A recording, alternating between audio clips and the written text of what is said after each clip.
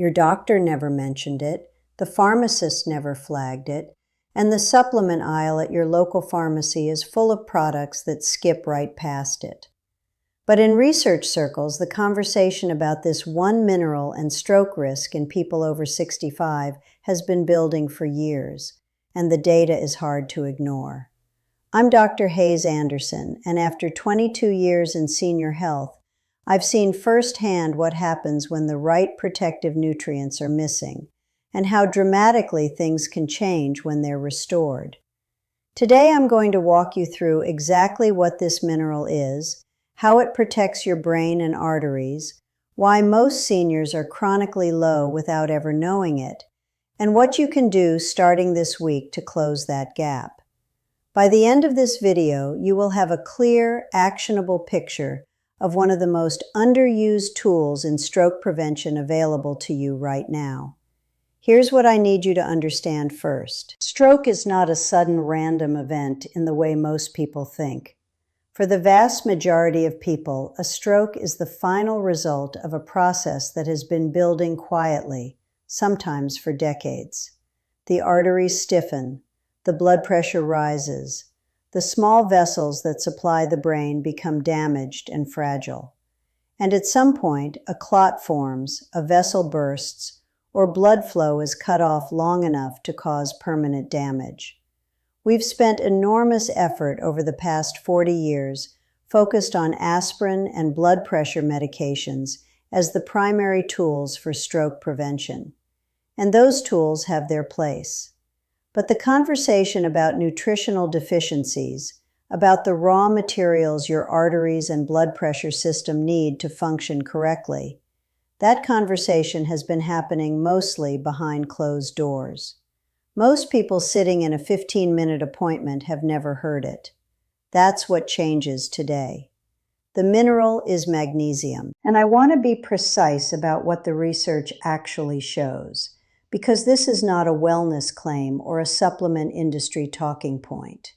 A 2015 meta-analysis published in the American Journal of Clinical Nutrition analyzed data from over 240,000 people across 7 prospective studies and found that higher dietary magnesium intake was associated with a significant reduction in stroke risk, approximately 8% lower risk per 100 milligrams of additional magnesium per day. When researchers looked at ischemic stroke specifically, the kind caused by a clot, the protective association was even stronger. Separate analyses of supplementation trials have reported risk reductions approaching 40% in populations who corrected confirmed magnesium deficiency. Let me tell you about Walter. He was 71 years old, a retired electrician from Ohio, and he came to me after his annual physical showing a blood pressure of 148/88. He was already on 2 medications. His doctor had told him they might need to add a third. He was sleeping poorly, waking most nights with leg cramps, and felt mentally foggy most mornings. He had no idea these symptoms had anything to do with each other. When we ran a comprehensive panel, his serum magnesium came back at 0.74 millimoles per liter, technically within what many labs flag as normal, but at the lower edge of a range that research increasingly suggests is insufficient for cardiovascular protection. We spent 3 months correcting his magnesium through both food and supplementation. His blood pressure dropped meaningfully without any medication changes. The leg cramps disappeared. His sleep improved. And at his next physical, his cardiologist asked what he had done differently. Here is what most people do not understand about magnesium and the cardiovascular system. Magnesium is not simply a mineral. It is a cofactor, meaning it is required for hundreds of enzymatic reactions throughout the body, including the ones that regulate how your heart beats, how your blood vessels dilate and contract, and how your blood pressure is maintained. Without adequate magnesium, blood vessels lose some of their ability to relax. They stay contracted. And chronically contracted blood vessels mean chronically elevated blood pressure, one of the single strongest risk factors for stroke in people over 65. There's another mechanism that rarely gets discussed. Magnesium acts as a natural calcium channel blocker. If you've ever been prescribed a blood pressure medication called amlodipine or nifedipine, those are pharmaceutical calcium channel blockers. They work by preventing calcium from flooding into the muscle cells of your artery walls, which would cause those walls to contract. Magnesium does something structurally similar, naturally. It competes with calcium at cell entry points, helping artery walls stay relaxed and flexible. When magnesium is low, calcium moves in unopposed, arteries tighten, and blood pressure climbs. But stay with me, because the stroke protection story goes even deeper than blood pressure. Magnesium also plays a critical role in blood clot regulation. Clots form through a cascade of events involving platelets, the small cell fragments in your blood that cluster together at a site of injury. In the right circumstances, this is protective. But in aging arteries that are already inflamed and narrowed, platelet aggregation can become excessive. Research has shown that low magnesium levels are associated with increased platelet reactivity, meaning the blood has a stronger tendency to form clots inappropriately. This is precisely the mechanism behind the most common type of stroke, ischemic stroke, where a clot blocks blood flow to part of the brain. So when you look at the full picture, blood pressure dysregulation, arterial stiffness, and increased clotting tendency, magnesium deficiency isn't touching stroke risk at one point.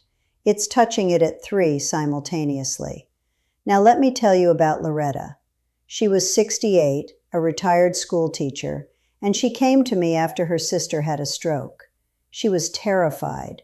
Her sister had no warning, no history of heart problems, nothing obvious. She wanted to know what she could do. Her own blood pressure was borderline. She was on no medications. When we reviewed her diet and ran her labs, her magnesium status was low. She had also been taking a proton pump inhibitor, a common acid reflux medication, for nearly 4 years without realizing that long-term PPI use is one of the documented causes of magnesium depletion. We adjusted her approach to the reflux, corrected her magnesium, and made targeted dietary changes. A year later, her borderline blood pressure had normalized without any pharmaceutical intervention. This is the part that I think matters most for understanding why so many seniors are low in magnesium without ever being told. The list of things that deplete magnesium is long, and almost all of them are extremely common in people over 65. Diuretics, which are among the most frequently prescribed blood pressure medications, flush magnesium out through the kidneys. Proton pump inhibitors, taken by tens of millions of people for acid reflux and heartburn, reduce the stomach acidity needed to absorb magnesium from food.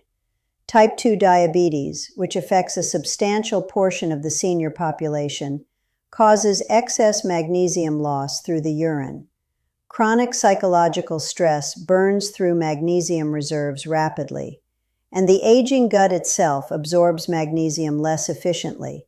Studies suggest absorption rates can decline by as much as 30% between middle age and the late 60s. The result is a population in which magnesium deficiency is quietly widespread, and standard lab testing often misses it.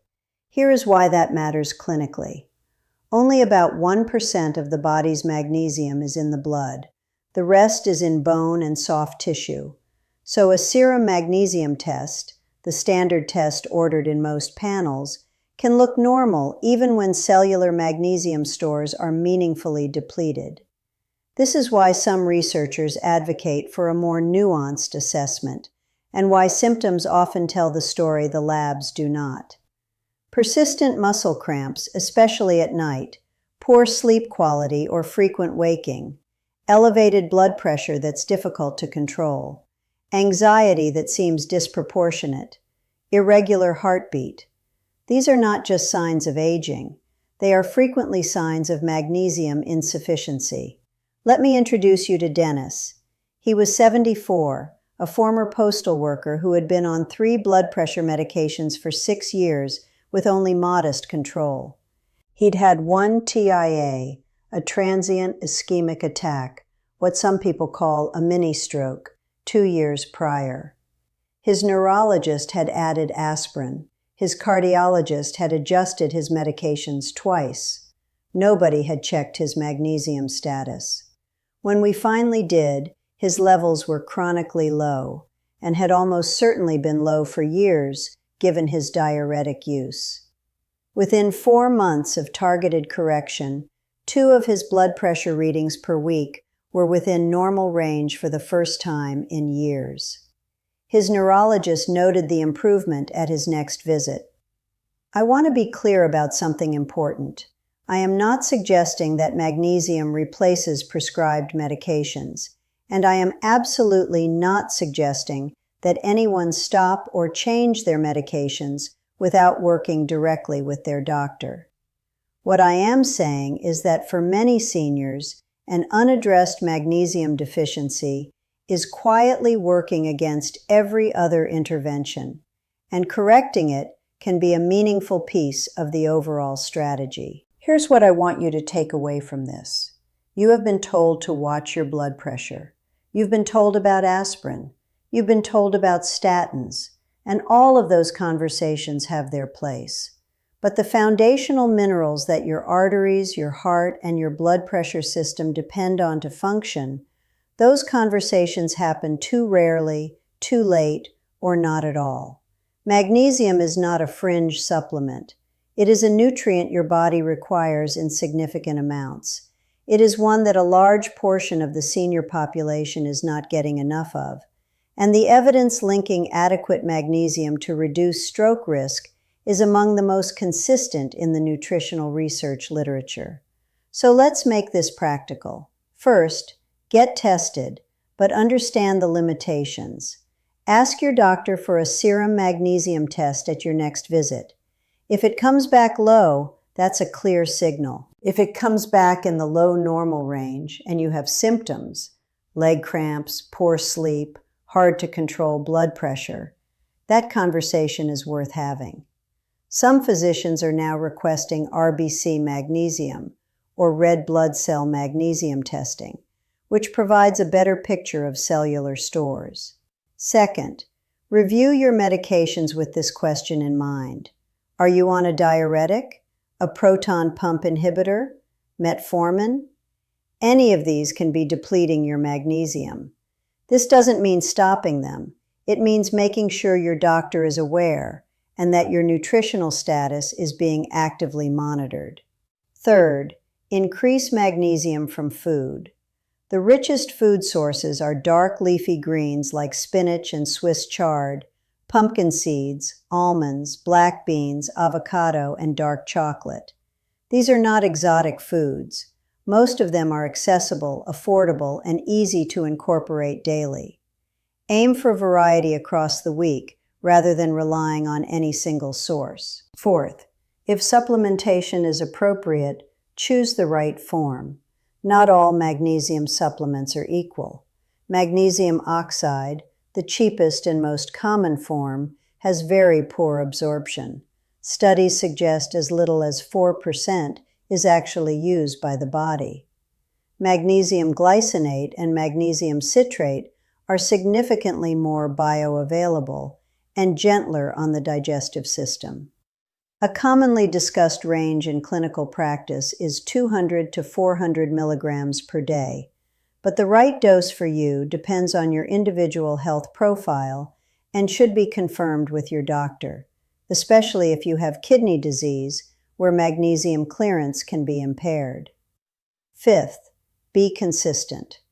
Correcting magnesium status is not a one-week intervention. It takes time for cellular stores to rebuild.